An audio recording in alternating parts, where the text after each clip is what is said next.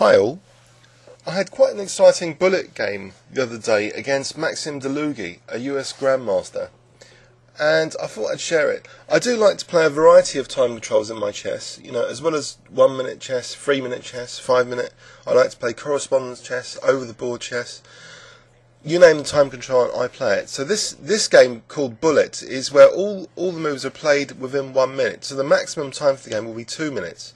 I was right and I decided to play b3 to try and get a psychological advantage from the opening, in that I didn't think he would be that comfortable if I played an unusual system. So I played now bishop b2. After knight c6 I played e3. Now he played d5 and I thought I'd try and increase the grip on the dark squares. Played knight f6 and after knight f3 he played e6. So here I thought, especially e5, it's like a reverse Nimzo Indian kind of strategy. So I played bishop b5. I think it's the Nimzo Larsen, I'll just check.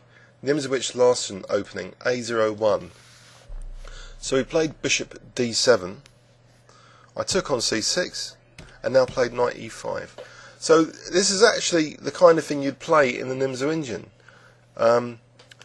After rook c8 I castled and he played knight d7. Now here, apparently, Rybka likes just taking on c6. Let's have a quick look at this. Taking on c6. And now to play either the move c4 or to play the move f5. So f5 with slight advantage. So let's have a quick look at this. In fact, I think blitz, by the way, in itself is not very good for your chess, unless perhaps you do have a quick look afterwards to see where you could have improved in the opening. It provides very quick experience of different types of positions, but the quality of that experience is compromised, obviously, unless perhaps you do, it's how you handle the game after. Do you just keep on making the same mistakes, or do you try and look up the opening? So here, this would have been a stronger alternative, apparently, just to take on c6 and then play f5 or c4. So in the game, in this position, after knight d7, I played queen h5. I thought I'd surprise him with this pesky queen move. He took on e5, and I took with my f pawn. So potentially, I've got some pressure on the f file. After queen d7, I played d4, and now he kicked my queen with g6, so I played queen g4. After bishop g7, knight d2, and unfortunately I think black's more than equalised here, or is at least equal now. But after knight f3 he plays queen e7, and this is the start of a tactical vulnerability which fortunately I spotted. This queen and rook on the same skewing diagonal. So I played knight g5, and this probed a slight weakness when he played h6, so I retreated the knight to h3, and now he played bishop b5. Okay, that's well and good to sort of increase the pressure on the c file, but I can just protect that c pawn, and potentially there's another tactical liability now with me being able to play a4, and so that's very useful now, especially after cd, because can you see that a4 and bishop a3 are going to win the exchange, especially after this move, which was a blunder. So I play a4 and I'm winning the exchange now. So bishop a3. So I thought, yeah, I've got a good chance now of winning this bullet game.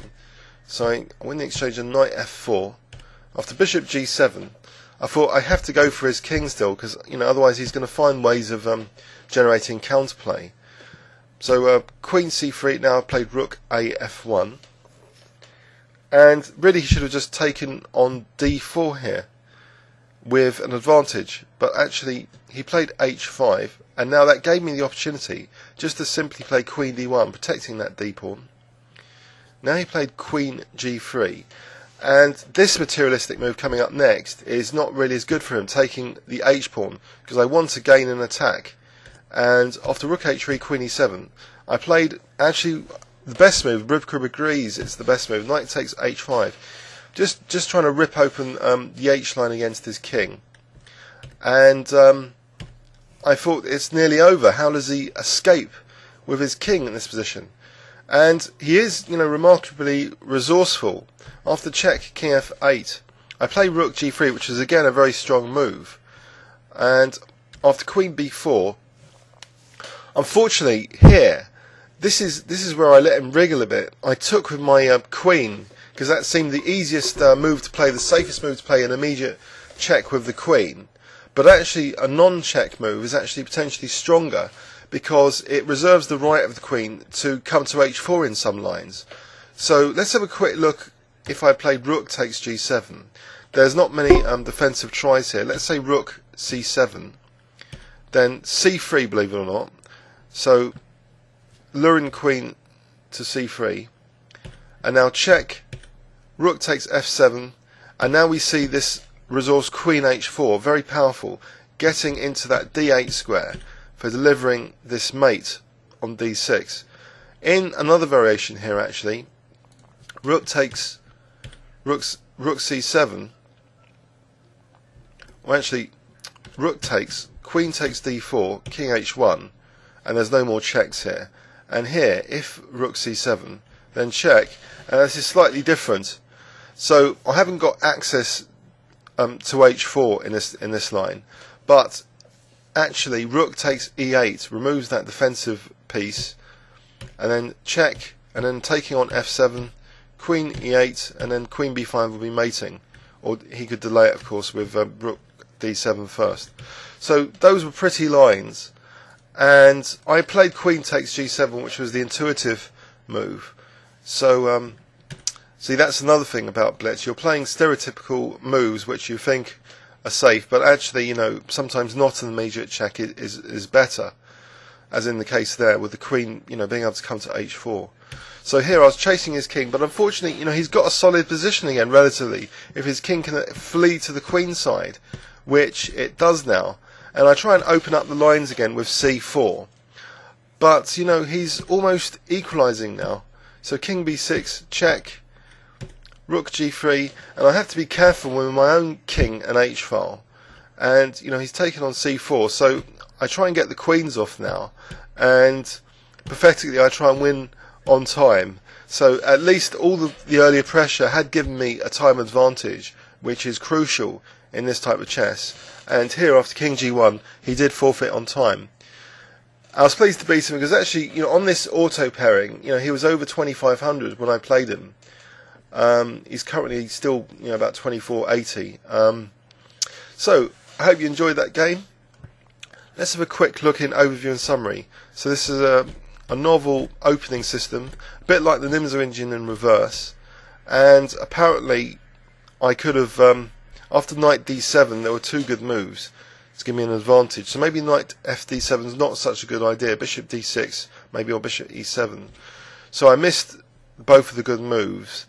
I played an inferior move here, queen h5, and after taking, I was lucky that he basically set up a couple of tactical vulnerabilities here. His unprotected bishop on b5 and this skewing diagonal. So I was able to win the exchange, and also my second bit of luck was him not taking on d4. So he just played h5 and allowed me to protect that d pawn. And the third thing was, you know, he let me rip open his king. So I was nearly winning again, even more crushing position. But unfortunately, you know, by taking with the queen, I did let him escape here. And in the end, as in most, well, a high percentage of these bullet games, I managed to win on time. I hope you enjoyed that entertaining little game, and please leave any comments on YouTube. Thanks very much.